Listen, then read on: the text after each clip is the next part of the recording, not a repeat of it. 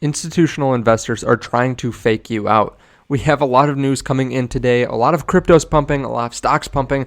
I want to talk to you about that and talk to you about what to be careful of, because you are the exit liquidity. Retail investors are the exit liquidity for a lot of big name investors, and we have to be careful that we are not just following blindly what the market's doing. We're not just buying pumps, we're not selling dumps.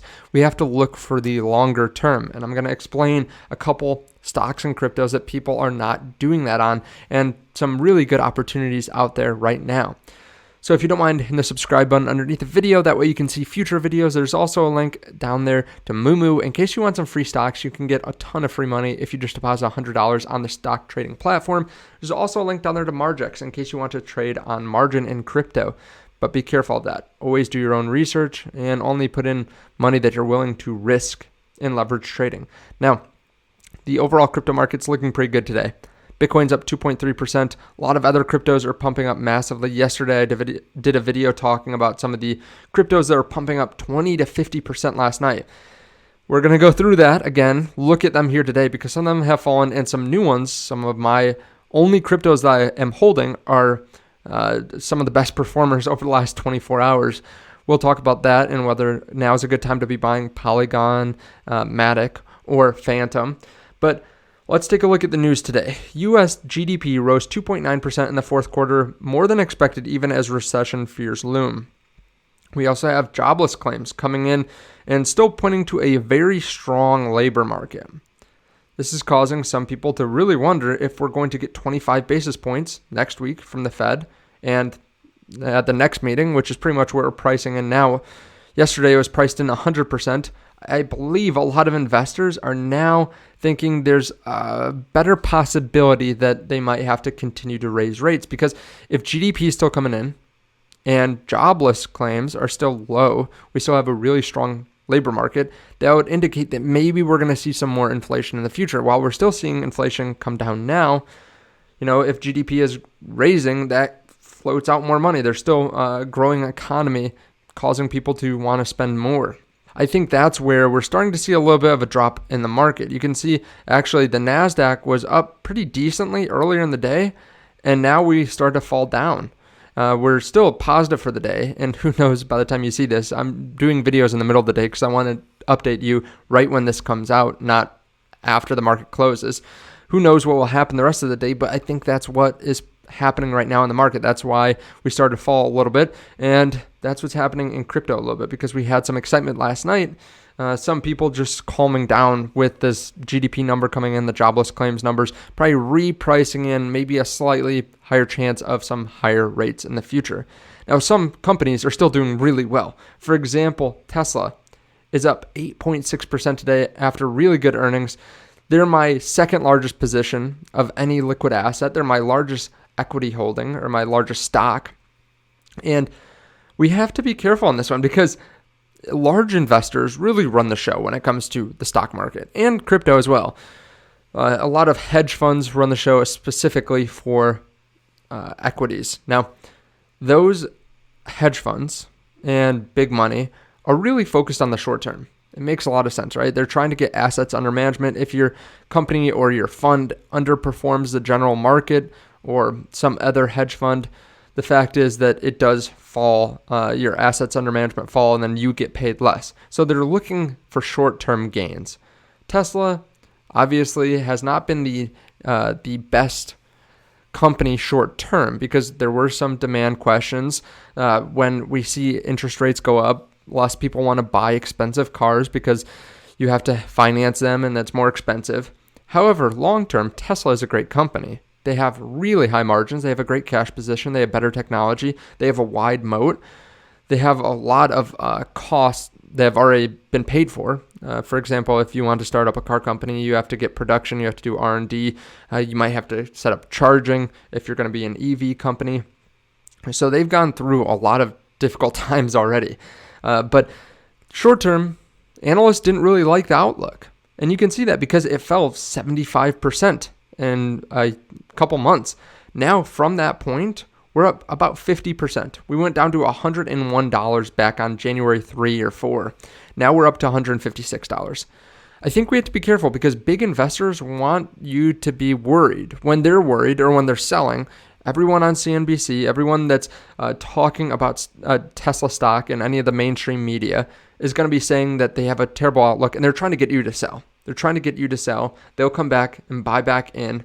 And that is what we have to be careful of. We can't just follow blindly whatever hedge funds are doing because they have different goals. We have different goals from them. We want something that will do well long term, hopefully. Unless you're a trader, you want something that will do well over the next year, couple years, 10 years, 50 years. You don't want to be buying something that has a great couple day outlook. At least I don't. I mean, that'd be great to get a little bit of a pump, but if it falls back down and I don't miss, or if I miss the point to get out, then I'm SOL. I'd rather buy something that's much less risky that I know is going to do well long term. And I think that's where we're kind of at in crypto as well. With some of these cryptos that are pumping up, we'll talk about that because some I think are just short term and some are long term pumps that are going to do really well over the long term. Now back to Tesla for a second. This is such an interesting chart here before we move on to crypto. This is the average selling price and then the operating margin. So many people are worried, if Tesla lowers their prices, are they still going to have high margins? Are they going to be wiped out? And you can see as time goes on, from 2017 through 2021, the average selling price decreased every single year. Well, that's because the volume was going into Model Ys and Model 3s, the lower cost vehicle. And as that happened, every single year, the operating margin went up. Now, in 2021 to 2022, the price actually rose, the average selling price. If you remember, there were a lot of price hikes, and the operating margin continued to go up. So whether ASPs are going down or going up, right now Tesla is in this growth phase where any kind of increase in volume just helps their operating margin grow exponentially. I mean, last year we went from 12% to about 16 or 17% on operating margin. So anyone that's worried about Tesla lowering their prices a little bit, you can still increase operating margin. And like Elon has said, they can still sell software in the future to these different car owners. So at this point, I think Tesla is still a very strong buy. I will still be buying it at 156 because I still think it's a good value long term. Anything can happen short term. I'm not saying to go buy because who knows what happens with the macro economy. You have to make your own decision, but I will be buying. Now, moving on to cryptocurrency, some different cryptos I was talking about last night have cooled off a little bit. And I was giving a bit of a warning. Aptos, STEPN, Mina Protocol, Optimism. I had been talking about them recently in a video. So this is like Inception, a video and a video and a video. But some of these are extremely inflationary, and yet they were pumping short term. And in the original video where I said that I was avoiding those cryptos, I said they could still pump short term because inflation does not really affect cryptos that much in the short term. If there's a lot of demand or a lot of excitement about a crypto, it can still pump. But over the long term, they'll slowly bleed. So last night, when Aptos is up 50%, STEPN, Mina are up 25+%, I was saying be a little bit careful. Now, some of these cryptos have cooled off a little bit. Aptos is down a little bit from last night. Mina's down a little bit, a couple percent. And I think you have to be careful because a lot of these don't have a ton of users. The fundamentals aren't great, but they are some of the shinier new cryptos that people are excited about, right? They have a lot of VC backing, and they think that they are great technology, but the fundamentals, the TVL or the inflation rates aren't great. TVL is low, active users are low, the inflation rate's very high compared to some of the cryptos that are pumping up right now. Now, watch what I said last night. Now, one of the cryptos on this list that I own has been moving up a lot as well. You can see actually Phantom, one of my top cryptos. I only hold 4 cryptos, but Phantom is my number 4 here, up 36% in the last 7 days, actually up 100% on the month as well. Pay attention to Phantom. If you want to get into a cryptocurrency that could move a lot over the coming year, I would avoid some of those ones that I was talking about earlier and maybe look at Phantom because it has about $1 billion market cap. Compare that to some of these top cryptocurrencies and it's still much smaller, but they have a great runway. They have a lot of usage. They have a lot of TVL, unlike a lot of the runners here from today, which don't. And I think Phantom and Polygon are great buys. They're 2 of the 4 cryptocurrencies I hold at this point, and I think they have really strong fundamentals.